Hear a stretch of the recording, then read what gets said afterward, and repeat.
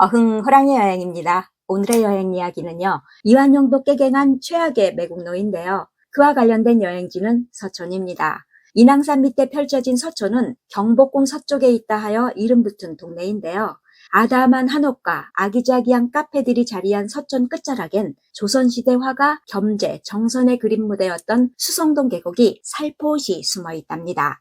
도심 속 오아시스 같은 그 계곡으로 가는 길목엔 유독 눈에 띄는 건물이 하나 있는데요. 바로 종로구가 운영하는 박노수 미술관입니다.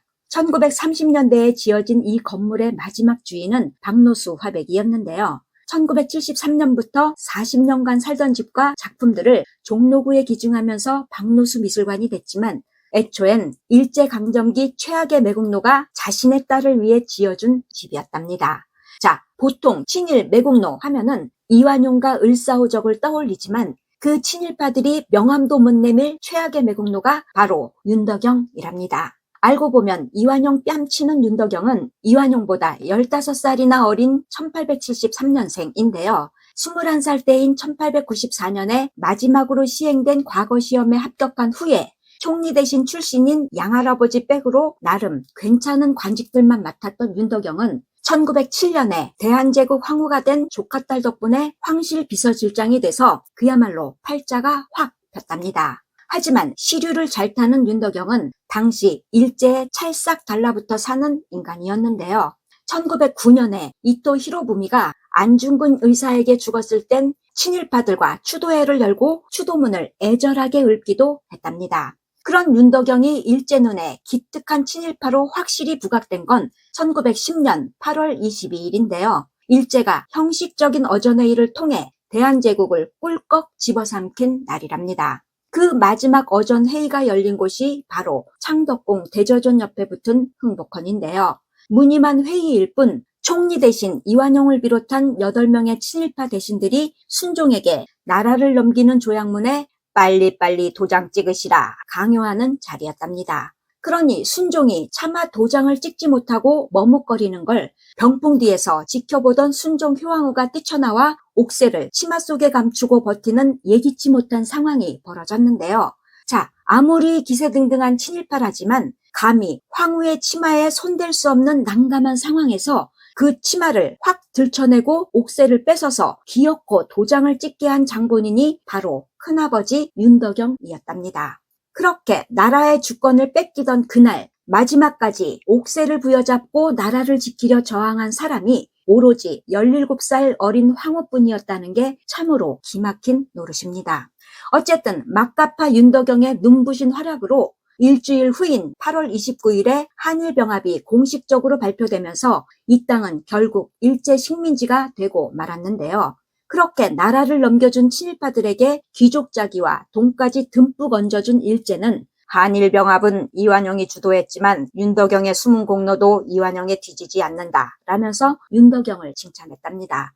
그러니 한일병합 때 이완용이 한 게 뭐 있냐? 거긴 그냥 얼굴마담이고 사실 내가 다 한 거지. 떠들고 다녔다는 윤덕영은 훗날 그에 못지않은 파렴치한 일을 또 저질렀답니다. 사실 한일병합 직후에 일제는 순종이 일본에 가서 우리 천황에게 인사드리도록 하라 라는 걸 추진하려다가 당시 민심 분위기 때문에 못했는데요. 그것을 7년 만에 다시 꺼내든 겁니다. 이때 고종이 강력하게 거부하니까 일제가 이완용을 보내서 고종을 설득하려 했는데요. 하지만 이완용이 고종에게 면박만 당하고 나오자 나한테 맡겨 하면서 나선 이가 바로 윤덕영이랍니다. 그런 윤덕영은 날마다 덕수궁에 들어가서 허락할 때까지 움직이지 않겠습니다 라며 막무가내 버티기 작전을 펼쳤는데요. 그것도 매일 오후 2시쯤부터 새벽 3시가 넘도록 고종 코앞에서 밤새 버티고 있었으니 잠도 제대로 못 잤을 고종이 얼마나 힘들었겠습니까? 그렇게 일주일 동안 괴롭혀도 고종이 꿈쩍도 하지 않자 이번에는 덕수궁 안에 있는 모든 창고에 압류딱지를 붙여서 왕실 재산을 쓰지 못하게 한 것뿐만 아니라 창고 담당 상궁들을 쫓아내고 온갖 협박까지 하면서 들들 볶아댄 겁니다. 그렇게 이리저리 들이대는 윤덕영의 행태에 치를 떨며 두 손 든 고종의 허락으로 결국 순종이 1917년에 일본에 가서 일본 왕에게 엎드려 절하면서 완전한 항복을 의미하는 수모를 당하고 온 겁니다. 그렇게 되기까지 윤덕영의 막장 행태는 당시 덕수궁에서 일하던 일본인조차 그 집요함, 대담함, 냉혹함, 운운하면서 혀를 내두를 정도였답니다. 어쨌든 이완용도 해내지 못한 미션을 완수해서 총독부에게 더 예쁨 받은 윤덕영은 그야말로 떵떵거리며 살았는데요. 특히 경복궁이 훤히 내려다 보이는 서촌 언덕에 자리한 그의 집은 당시 가장 사치스러운 집으로 유명했답니다. 1913년부터 지은 프랑스 스타일 대저택은 윤덕영이 자신의 호인 벽수를 따서 벽수산장이라 이름 붙였는데요. 멀리서도 눈에 확 띌 만큼 크고 화려해서 당시 사람들은 한양의 아방궁이라고 불렀답니다. 게다가 뱃놀이도 할 수 있을 만큼 거대한 연못도 만들고 유럽에서 수입한 자재들로 꾸민 내부 공사는 1935년이 되어서야 끝났는데요.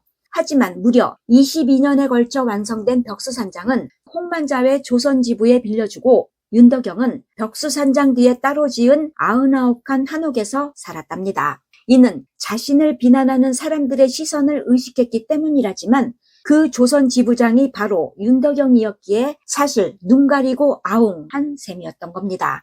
머리가 큰 데다 앞장구 뒷장구로 일명 대갈대감이라 불리던 윤덕영은 잔머리의 고수였는데요. 일제에 찰떡같이 빌붙어서 이권이 걸린 사업마다 끼어들어 돈을 긁어모은 그는 심지어 관직을 팔아먹는 사기까지 벌였답니다. 1921년 당시 고종의 위패를 종로로 모시는 행사에 필요한 말단 관리를 모집했는데요. 이때 위패를 모시고 갈 분참봉은 사실 행사날 딱 하루만 임무를 수행하는 거였지만 평생 참봉 양반으로 살 수 있는 벼슬이었던 겁니다. 그런 분참봉의 정원은 100명이었지만 윤덕영을 비롯한 몇몇 고위층이 임명장을 무려 450장이나 찍어서 양반이 될 수 있는 마지막 기회라면서 짭짤한 가격에 팔아넘길 때 돈 좀 있다는 사람들이 너도 나도 사느라고 난리가 났답니다. 그로 인해 일명 분참봉 사기 사건 운운하면서 언론이 대대적으로 보도하자 수사에 들어갔지만 결국 윤덕영 일당은 증거불충분으로 모두 풀려났답니다. 그렇게 악착같이 모은 돈으로 서촌 땅을 야금야금 사기 시작해서 당시 옥인동 땅의 절반 이상이 윤덕영의 소유였다는데요. 2만 평에 가까운 그의 땅은 인근에 있던 이완용 집 땅의 4배가 넘다 보니 뛰는 이완용 위에 나는 윤덕영이라는 말까지 나돌았답니다. 뿐만 아니라 윤덕영의 아내 김복수 또한 일제가 일으킨 중일전쟁 당시 친일 여성단체인 애국금차회 회장까지 돼서 금비녀 헌납운동에 앞장섰는데요. 친일파 화가 김은호가 그린 금차 헌납도는 1937년 당시 금비녀 헌납식을 기념하기 위해 남긴 작품이랍니다. 이처럼 부부가 쌍으로 일제 눈에 예쁜 집만 골라 하면서 승승장구하던 윤덕영은 경기도 구리에다 호화별장을 또 지었는데요. 하지만 온갖 사치를 부리며 살던 매국노 생활도 1940년에 끝났답니다. 67살 나이에 신장염과 당뇨 합병증으로 죽었기 때문인데요. 1940년 10월 8일 가장 부패하고 오만한 표본 하나가 사라졌구나. 윤덕영이 얼마나 진상을 떨었기에 그가 죽었을 때 같은 친일파인 윤치호가 자신의 일기에 이렇게 썼을까 싶습니다. 그렇게 같은 친일파에게까지 욕먹어가면서 잘 먹고 잘 살던 윤덕영이 죽은 후엔 양손자 윤광로가 물려받은 재산 대부분을 바로 팔아넘겼답니다. 그래서 1941년에 미쓰이 광산에 넘겨졌던 벽수산장은 해방 후엔 병원으로, 6.25 전쟁 때는 미군 장교 숙소로, 휴전 이후엔 유엔 산하 기구 사무실로 사용됐는데요. 아이고야, 1966년에 불이 나서 방치되어 있다가 1973년에 완전히 철거됐답니다. 벽수산장의 흔적은 지금도 남아있는데요. 서촌 통인시장 뒤편 주택가 골목 안에 있는 2개의 돌기둥이 바로 벽수산장 정문 기둥이었답니다. 그 기둥 위쪽으로 좀 더 올라가면 옥인동 윤씨가옥도 있는데요. 이 집은 한동안 순정효황후 생가라 해서 1977년에 민속문화재로 지정됐답니다. 하지만 알고 보니 윤덕영 애첩이 살았던 덕수산장 별채로 밝혀지면서 20년 만에 문화재 지정이 취소됐는데요. 남산골 한옥마을에 있는 옥인동 윤씨가옥이 바로 윤덕영 애첩이 살던 집을 그대로 본떠 지은 거랍니다. 그런데 문화재 취소 후에 오랫동안 방치됐던 이 한옥 또한 서울시가 복원해서 시민들에게 공개한다는데요. 친일파 첩이 살던 집을 굳이 또 세금까지 써가며 그렇게 하는 게 옳은 건가 싶기도 합니다. 오늘 얘기 끝. 구독, 좋아요, 호라이가 부탁해요.